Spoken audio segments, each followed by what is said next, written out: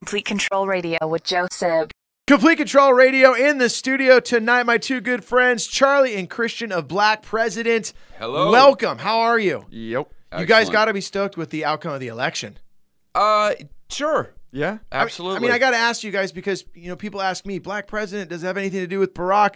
Does it? Can you kind of break it down for our listeners, how you came up with the name of the band? No, I came up with the name in 2004, which I think was probably 2 years before he announced his run for president. Do you think the name of your band maybe made him decide to run for president? Absolutely. He's a massive fan. Do you get a lot of texts from him? Yo, how's it going out on the road, Barack? He can't anymore because... took away his BlackBerry. Yes. You know, it was a trip, though, during the whole election. I don't know if you know, a part of the Democratic Party at all, but you would get emails from him, and it would trip me out because he would type an email like, tonight I had a debate, and da-da-da-da, and he would say, okay, thank you, talk to you soon, Barack. Like, and it was almost like getting an email from your bro. And I was like, and I answered back. I'm like, Barack, what's up? Are you a fan of Flogging Molly? What have you been up to? What kind of music do you listen to? But he would never answer me back. I think he's more of a Bad Brains guy. That's what I'm thinking. Yeah. You know? Or anything out of Hawaii, any hardcore bands that came out of there. Of which there are zero. Zero, exactly. But everyone still wants to play there. Yes. Hey, speaking of playing, I've been talking about it all week. You know, Christian, maybe you can break it down for me. You guys were out there at Riot Fest.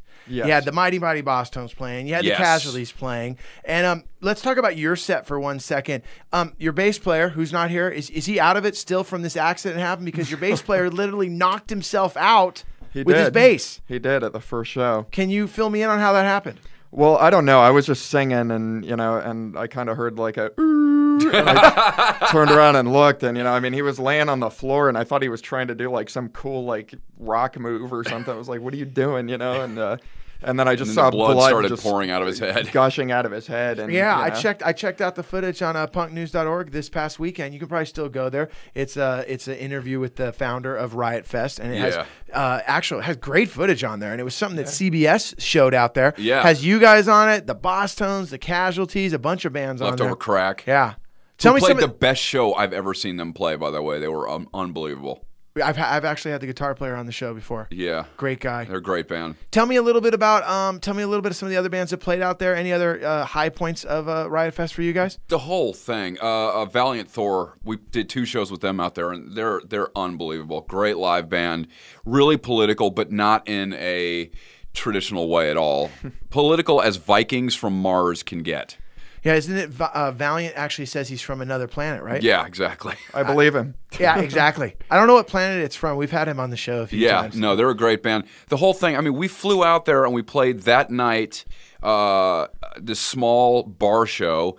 We got up the next day, played at noon on the main stage, and then later that night we played on the side stage, and then afterwards we went back to where we were staying, which is this kind of loft, and us, Valiant Thor, and the Casualties had like a 5-hour punk jam. So we probably played a total of like 10 hours the whole time we were there. It was a good time. We just set up all this equipment in this apartment and just kind of let it rip, Anyone living in the apartment at that point? Or it's like this thing that bands, it's like a flop house for bands when they come to Chicago. It's great. Just hang out and it's got gear. It's got a backline. It's very European. Are you guys fans of Chicago? Love Chicago. Chicago's pretty It's the perfect city. It's the perfect cross between like metropolitan city culture and like a real working class blue collar vibe. Yeah, definitely. And they got plenty of bars that you can frequent at. It seems like every neighborhood has their own neighborhood bar right there, Yeah. And the other thing I love about it too is you can always get like something served with cheese on it. It seems like in Chicago, hey, can I get a salad? Do you want cheese on that? Yes. Hey, I'd like a pork chop with cheese. Everything comes with cheese. Fried. Hey, exactly. I want to talk a little bit about what we can expect from you guys this summer. I know that you guys did a few dates last year on the Vans Warped Tour. Yes.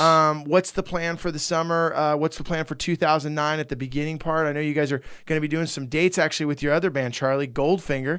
Can you talk a little bit about that? Well, we're doing a cross-country thing in Canada, and we're and Black President's going, so I'm going to be doing double duty. 2 sets a night. 2 sets a night.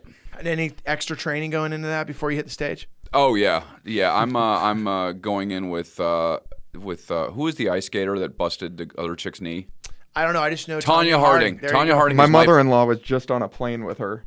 Amazing. She was flying down here to start my training. Tanya Harding is my personal trainer. There you go. Well, I'll say at the Goldfinger show that I saw you guys play, there were weights backstage. Yes.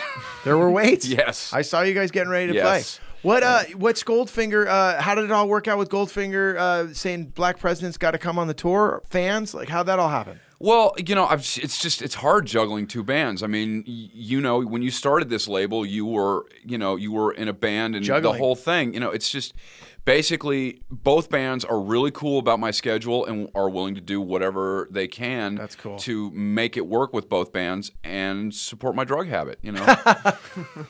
Hey, any chance that Charlie might ever produce, or not Charlie, excuse me, John may produce any Black President stuff? Never. Never, really? Absolutely not. Why? Because John's production style is just it's too clean for us. Really? Yeah. Man, he makes stuff sound just so. I know. And you don't want. Well, in a different way. In a different Do you way, know what okay. I mean? He makes stuff sound like ELO, where we want to sound like Fear or Motorhead. John, if you're listening, ELO, I was a fan. I was, I like seriously. ELO. Sweet Talking Woman. Had the Yeah. 7-inch when I was a kid. Yes, absolutely. Hey, you guys come back and visit us again. You'll hang out? Absolutely. Hey, I want to For play a sure. track. This is something that you actually cleaned up for us that we Yes. can actually play. I can't say the title of the track, but if you go to youtube.com, you'll see You the could bad say word Last on it. Effing Hope. Last Effing Hope. This is off the brand new record by Black President. It's everywhere in stores. And I want to thank you guys for stopping by. Last Effing Hope right now on Complete Control Radio. Thanks, guys. All right. you. Thanks, All Joe. right, here we go. Blasting off Complete Control Radio. Hey, yo, this means war.